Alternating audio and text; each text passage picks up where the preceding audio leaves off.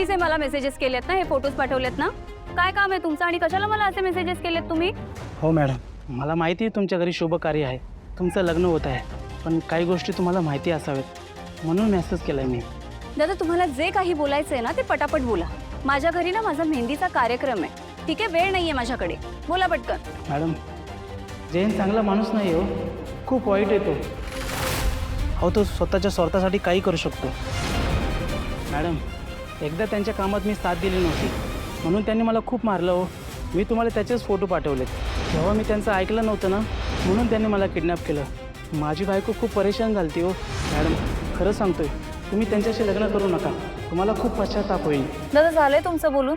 तुम्हाला काय वाटलं माझ्या लग्नाच्या आधी तुम्ही मला काही वाईट साईड सांगाल जयंत सरांबद्दल आणि मी तुमचं ऐकून त्या गोष्टीवर विश्वास ठेवेन? दादा, खूप मोठा गैरसमज होतोय तुमचा. जयंत सर खूप चांगले माणूस आहे. ते नक्की कसे आहेत या गोष्टीची पारख करूनच मी त्यांच्याशी लग्न करायला तयार झाले. आणि हो, ते त्यांच्या प्रत्येक स्टाफ मेंबरची मनापासून काळजी घेतात. मला तर तुमच्यावरच संशय येतोय. तुम्ही जयंत सरांचं काहीतरी वाकडं केलं असेल किंवा त्यांचं ना कामात नुकसान केलं असेल म्हणून त्यांनी तुम्हाला असा धडा शिकवला असणार.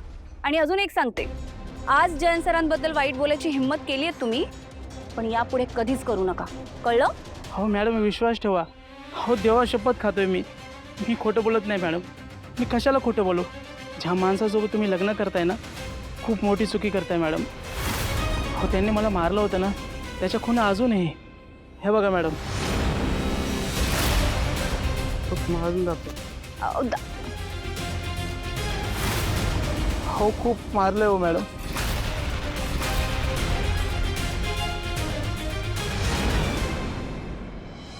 चला चला चला, मेहंदीचा कार्यक्रम सुरू करूया लवकर. जानू, अगं कुठे गेली वहिनी? अगं, जानूला बोलवायला गेली होतीस ना? हो, अगं 5 मिनिटात येते म्हणाली होती, आली नाही का? कुठे गेली? ऐका नाही का, थांबा थांबा थांबा, कॉल करतो, असेल इकडेच. हा, अशी कशी जाईल? अगं भावना, हा? परसदारी पाहिलंस का? तिथे असेल कदाचित. ए हरीश, हा? एक काम कर, जरा जानू बघ परसदारी कुठे आहे का, बोलव तिला. अहो बाबा, मी आत्ताच आंब्याची पानं घेऊन आलोय, परसदारी नाहीये ती. तरी मी बघतो एकदा. हा, नीट बघ जरा. हो हो. अगं ऐक ना, अगं तू जानू बरोबर होतीस ना मगाशी? ती कुठे गेली माहितीये का तुला? हो, पण मला रेडी व्हायचं होतं म्हणून मी दुसऱ्या रूम मध्ये गेले. बरं बरं, ठीक आहे. अशी कुठे गेली असेल ही न सांगता? भावना, कदाचित जाताना आईला सांगून गेली असेल जानू. मी लक्ष्मीला विचारतो. हा? बरं. जानू अशी कशी कोणाला न सांगता गेली? माझ्यासाठी काही सरप्राईज आणायला गेली?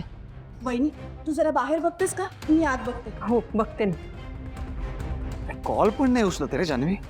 ए विश्वा, अरे तू मगाशी बाहेर होता, जान्हवीला बाहेर जाताना बघितलंस का? नाही अरे, सॉरी, मी नाही पाहिलं तिला. ऐक ना, कोपऱ्यात जाऊन बघू शकतो का प्लीज? मला नाही वाटत अरे ती बाहेर गेली असेल. मागाशी जाऊन आलो ना, असेल. बरं ठीक आहे, मी कॉल करतो पुन्हा. हा विश्वा एवढा कसा काय शुअर आहे? म्हणजे जानू खरंच कुठे गेली आहे हे माहिती आहे की काय ह्याला? विश्वा, विश्वा, खरं खरं सांग, जानू कुठे? कम ऑन जैन, मला काय विचारतोयस? मी इतका वेळ तुझ्या समोरच आहे ना, मला कसं माहिती असेल? आणि गेली असेल कुठेतरी, येईल पण, डोंट वरी.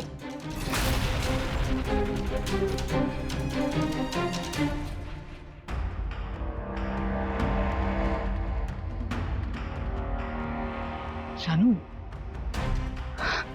जानू, जानू, तू कुठे होतीस? सगळ्यांना आत काळजी वाटत होती तुझी. आतमध्ये मेहंदीचा कार्यक्रम सुरू करायचा ना. सर, येस जानू. ही गाडीची चावी. खूप मोठा प्रॉब्लेम झाला हो सर, म्हणून मी तुम्हाला फोन केला. सॉरी जरा इट्स ओके. आणि प्लीज अजिबात सॉरी बोलू नका. सर, हा तुमच्या मनाचा मोठेपण आहे सर. मॅडम, आज तुमच्या आयुष्यातला सगळ्यात महत्त्वाचा दिवस, मोठा कार्यक्रम, तरी पण मी तुम्हाला त्रास दिला. पण काय करणार सर, पैशांची फार गरज होती हो. जयराम, प्लीज आधी हे पैसे घ्या आणि लवकरात लवकर बायकोला हॉस्पिटलमध्ये घेऊन जा. फार फार उपकार साहेब. जयराम, प्लीज, काय करताय तुम्ही? तुम्ही फॅमिली आहात. सर, खूप मोठ्या मनाचे आहात हो तुम्ही. मला माहीत होतं नक्की मदत करणार, म्हणून मी आजपर्यंत दुसऱ्या कोणाकडेही नोकरी केली नाही आणि याच्यापुढे करणारही नाही. प्लीज आधी लवकरात लवकर हॉस्पिटलमध्ये जा. खूप खूप उपकार तुमचे. येतो मी. जानू, तू सांगितलं नाहीस तू कुठे होतीस ते. जाऊ दे सर, ते महत्वाचं नाहीये. Are you sure? हो. ओके देन आज जाऊया. कुठे गेली मुलगी? अजून कशी नाही आली ही? सिद्धू काय रे तिच्याशी कॉन्टॅक्ट झाला काही? नाही ना. जानू इथे. जानू तू कुठे होतीस तू? काय न सांगता कशी जातेस ग? बरं आता पटकन बस. केव्हाच्या वाट पाहत आहेत त्या? मेहंदीचा कार्यक्रम आहे माहिती आहे ना? हो. ए भावना चल बाळा तू पण बस मेहंदी काढून घे. आणि तू पण चल. आई अवता माझं कुठं, माझं राहू दे. दळणाच्या किती ऑर्डर आहेत आणि घरातली कामही खूप आहे. नको नको असू द्या. वेडी आहेस का तू? अगं तुझ्या नंदेचं लग्न आहे. काही नाही गपचूप बसायचं आणि मेहंदी काढून घ्यायची. चला. बर. ए आणि मला सांगा तुम्ही मुलींनी खाऊन घेतलंय ना? हो कारण पुढचे काही तास तुम्हाला खाता येणार नाहीये, नाही तर मेहंदी खराब होईल तुमची. आणि सिद्धू जयंत म्हणजे तुम्ही आपापल्या बायकांची काळजी घेताच म्हणा, पण आता काही तास तुम्हाला बायकांची विशेष काळजी घ्यावी लागणार आहे. हा हो हो. अच्छा म्हणून बोलवलंय का? नाही मी विचार करतच होतो की मेहंदीच्या कार्यक्रमात आम्हाला कसं काय बोलवलंय यावेळी. तुम्ही आमच्या नावची मेहंदी काढू शकता हातावर. मला चालेल.